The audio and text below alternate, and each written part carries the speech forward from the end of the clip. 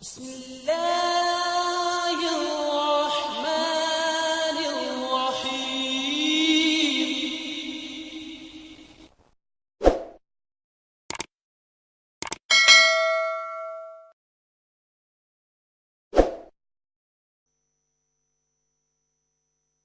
اسلام سے نہ بھاگو،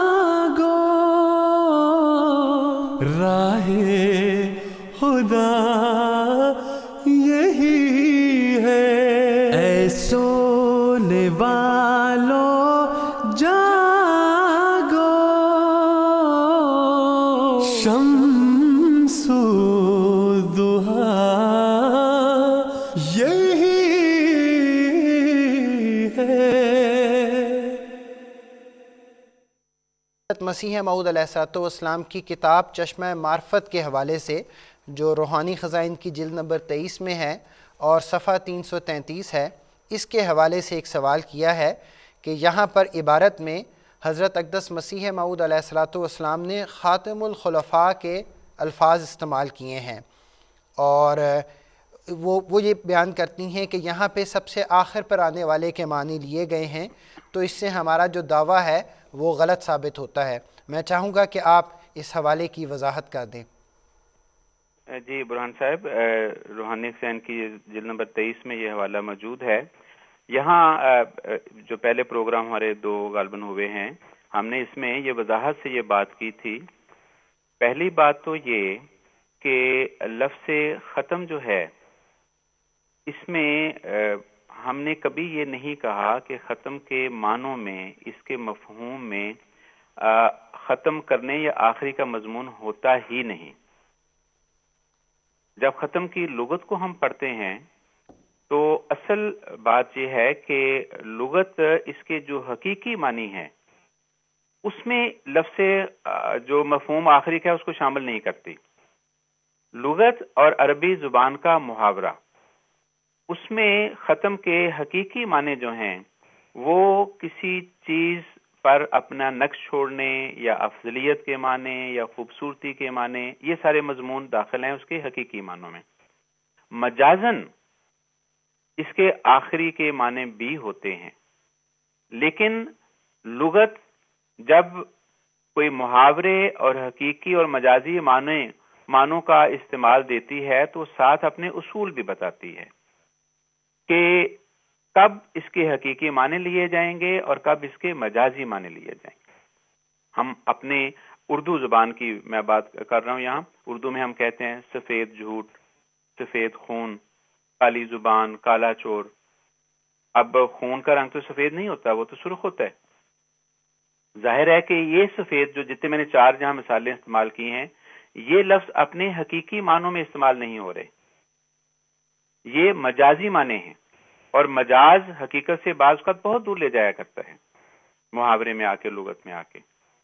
اس لیے ہمارے ختم نبوت کے معنی میں، ختم کی لغت میں ہمیشہ یہ رہتا ہے کہ جو حقیقی معنی ہیں سب سے پہلے لغت وہ دیتی ہے اور وہ ہمیں لگانے چاہیے۔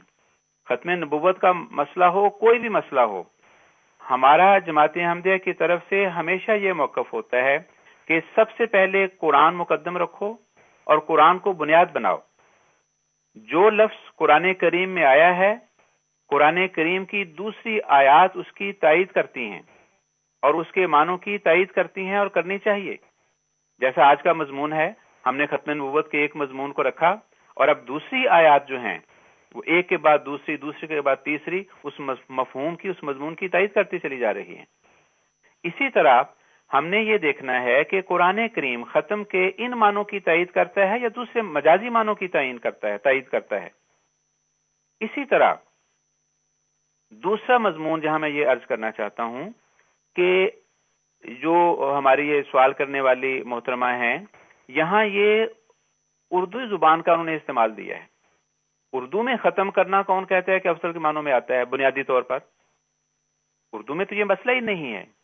ہمارا مسئلہ تو عربی زبان کے اور اس محاورے کے استعمال کا تھا کہ عربی زبان کا محاورہ جب اس طرح مضاف ہوتا ہے جمع کی طرف تو اکثر یا بالعموم یا ہمیشہ افضلیت کے معنی پہلے رکھتا ہے وہ، جیسے خاتم الشعراء، خاتم الفقہا، یہ سارے مفہوم چلتے ہیں، وہاں کوئی بھی آخری کے معنی لیتا ہی نہیں اور لے بھی نہیں سکتا۔ اصل مسئلہ یہ ہے، وہ سارا مضمون ہی الٹ جاتا ہے۔ جیسے بھی میں نے عرض کیا تھا سفید خون والے لفظ کو لے لیں، وہ مضمون بن ہی نہیں سکتا وہ مضمون۔ یہاں اردو زبان کے الفاظ فقرات پیش کرنا اس مضمون کے خلاف نہیں جاتے، نمبر ایک۔ نمبر دو، یہاں حضور فرماتے ہیں کہ خدا کی کتابوں میں مسیح موعود کے کئی نام ہیں، من جملہ ان کے ایک نام اس کا خاتم الخلفاء ہے، یعنی ایسا خلیفہ جو سب سے آخر آنے والا ہے۔ سو اس نام کے ساتھ قرآن شریف میں مسیح موعود کے بارے میں پیش گوئی موجود ہے۔ آگے وہ مضمون آ رہا ہے اور آخر میں فرماتے ہیں کہ آخری دنوں تک خلیفوں کا پیدا ہونا اس قرینے سے معلوم ہوتا ہے کہ بموجب نص صریح قرآن شریف کے اسلام کا دور دنیا کے آخری دنوں تک ہے۔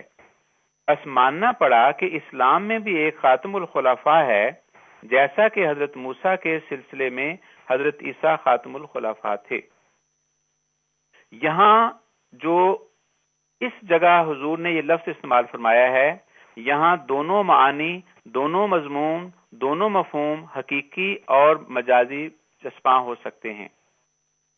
مجازی یعنی ختم کرنے والا تو ظاہر ہے کہ سب سے آخر پر یہ آئے، اور جیسے موسیٰ علیہ السلام کے بعد نبیوں کا سلسلہ ہوا اور سب سے آخر پر وہ آئے، وہ بھی ہے۔ لیکن یہاں بھی اپنے اندر مضمون وہی رکھے ہوئے ہے جو آیت خاتم النبیین رکھی ہوئی تھی، کیونکہ جب مسیح موعود علیہ السلام نے اپنے آپ کو خاتم الخلفاء بتایا تو اس کا ہرگز مطلب نہیں کہ آپ کے بعد خلافت نہیں ہے، کیونکہ ایک دوسری جگہ حمامۃ البشریٰ میں حضور فرماتے ہیں علیہ الصلوۃ والسلام کہ یسافر المسیح الموعود او خلیفۃ من خلفائہ، کہ مسیح موعود یا اس کے خلیفوں میں سے ایک خلیفہ سفر کرے گا الی ارض دمشق۔ آگے دوسرا مضمون شروع ہوتا ہے۔ تو حضور تو خود بتا رہے ہیں، فرما رہے ہیں کہ میرے بعد ایک خلیفہ نہیں کئی خلیفے ہوں گے۔ تو پتہ چلا کہ جب آپ اپنے آپ کو خاتم الخلفاء کہہ رہے ہیں تو ان معنوں میں نہیں کہہ رہے کہ آپ کے بعد خلیفہ ختم، خلافت ختم، خلیفہ بند، یہ نہیں۔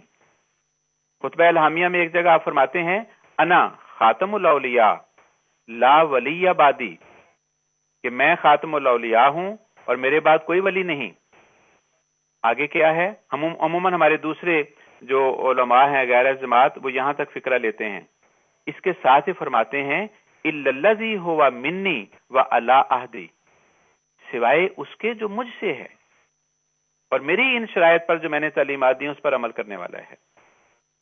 تو یہاں بھی حضور خاتم کے معنوں کو استعمال فرما رہے ہیں، لیکن اس مضمون کو جو ہم پہلے سے عرض کر رہے ہیں کہ آپ کی تعلیمات کے خلاف آنے والا نہیں ہو سکتا، تو اس معنوں میں آخری بھی ہے۔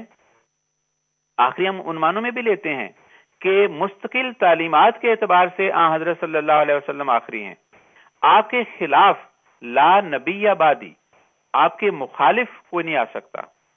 تو یہاں حضور علیہ الصلوۃ والسلام مسیح موعود علیہ السلام خاتم الخلفاء یا خاتم الخلفاء ہیں، اس شرط کے ساتھ کہ آپ کے خلاف آپ کی تعلیمات کو چھوڑ کر کسی اور نظام سے، کسی اور جماعت سے خلیفہ نہیں آ سکتا۔ تو یہاں دونوں معنی موجود ہیں، آخری کے معنوں میں بھی اور افضل کے معنوں میں بھی۔